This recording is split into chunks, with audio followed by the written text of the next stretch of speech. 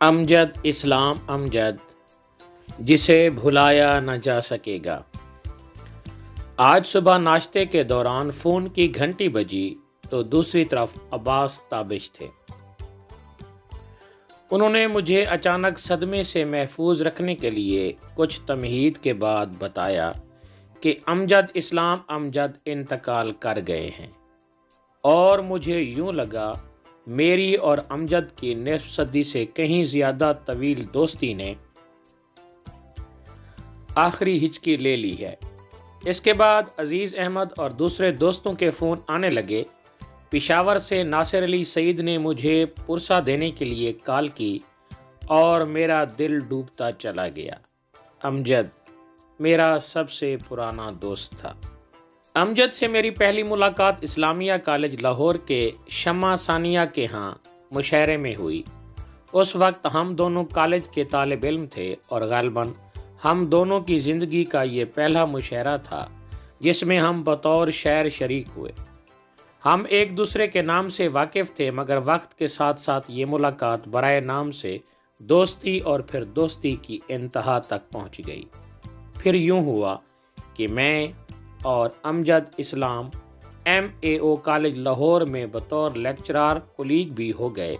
گھر سے باہر زیادہ وقت ہم ایک ساتھ ہی گزارتے تھے۔ اندرون ملک اور بیرون ملک کے مشاعروں میں بھی ہم اکٹھے ہوتے تھے۔ اس دور میں اندرون ملک مشاعروں میں ہمیں بسوں، ویگنوں اور ٹرین میں سفر کرنا پڑتا تھا۔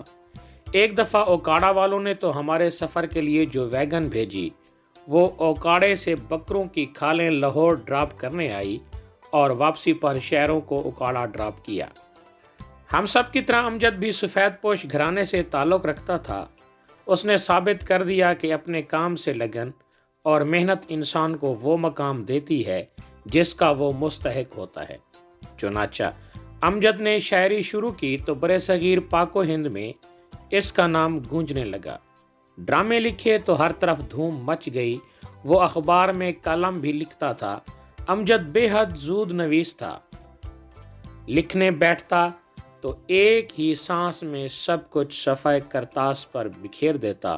وہ انتہائی خوشخط بھی تھا، اور اس کے برعکس میں ہر کام میں سست روح ہونے کے ساتھ ساتھ بدخط بھی تھا۔ اور یوں میں گزشتہ 3-4 برسوں سے اتنا فعال نہیں رہا جتنا کبھی ہوتا تھا۔ گھٹنوں میں تکلیف کے بعد گزشتہ چند ماہ سے میں بیرون ملک اور اندرون ملک کے علاوہ اپنے شہر کی تقریبات میں بھی شرکت سے گریز کرتا ہوں کہ جہاں 2-4 سیڑھیاں بھی ہوں وہ میرے لیے ایک امتحان ہوتی ہیں۔ سیڑھیاں نہ بھی ہوں تو بھی اسٹیج پر تو چڑھنا ہی پڑتا ہے۔ میرے برعکس امجد آخری عمر میں بھی نہایت ناتواں ہونے کے باوجود دور دراز کے سفر اختیار کرتا اور رات بھر مشاعروں میں بیٹھا رہتا۔ چند ماہ پیشتر میں اور امجد ایک ٹی وی چینل میں مدعو تھے۔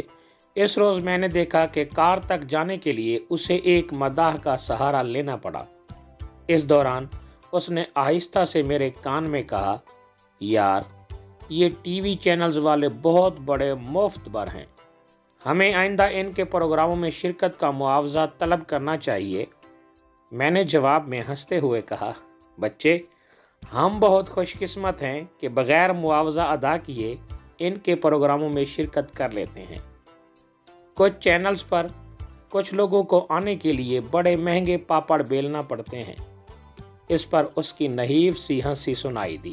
امجد کو اپنے اکلوتے بیٹے علی ذیشان سے شدید محبت تھی۔ 2 بیٹیاں اور ان سے بھی وہ ٹوٹ کر محبت کرتا تھا۔ ایک بیٹی روشین عہد حاضر کے سب سے بڑے مزاح گو شاعر انور مسعود کے بیٹے عاقف سے بیاہی گئی، اور یوں انور مسعود کے ساتھ اس کی دیرینہ دوستی رشتہ داری میں بدل گئی۔ ہماری بھابھی اس کی چچا زاد ہیں۔ امجد نے اسے مخاطب کرنا ہوتا تو اس کے نام سے نہیں پکارتا تھا بلکہ دوست کہہ کر مخاطب ہوتا تھا۔ اس تخاطب میں وہ یہ گنگت اور محبت ایک سراپا کی شکل اختیار کر لیتی تھی جو ان کے درمیان ساری عمر رہی۔ میں اور امجد نے تو ہمارا وقت شاید عزیز و اقربا کے ساتھ قدرے کم ہی گزارا ہو جتنا ہم دونوں نے ایک دوسرے کے ساتھ گزارا۔ لوگ تصور نہیں کر پاتے تھے کہ میں اور امجد کسی محفل میں اور سفر و حاضر میں اکٹھے نہ ہوں۔ ویسے بھی لوگ محفلوں میں ہمیں اتنا ہی دیکھنا چاہتے تھے کہ انہیں ہماری جملہ بازیوں کا چسکا پڑ گیا تھا۔ ہم دونوں جہاں ہوتے وہاں سنجیدہ بات کی گنجائش ذرا کم ہی ہوتی، بلکہ ایک بیرونی سفر میں حضرت ضمیر جعفری بھی ہمارے ساتھ تھے۔ وہ چارپائی پر لیٹے اونگ رہے تھے اور میں امجد ایک دوسرے پر جملے کس رہے تھے۔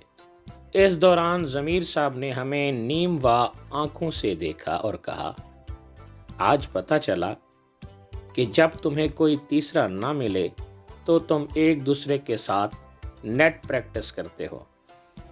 احمد شاہ کے لاہور میں جاری ادبی میلے میں آج امجد اسلام کے ساتھ ایک خصوصی سیشن تھا، مگر وہ وہاں نہیں ہوگا۔ وہاں اس کی یاد ہوگی، اور یہ وہ یاد ہے جو کبھی دلوں سے محو نہیں ہوگی۔ میں تو بقیہ عمر کی باقی ماندہ گھڑیاں بس اس یاد کے ساتھ بسر کروں گا کہ امجد تم مجھے یاد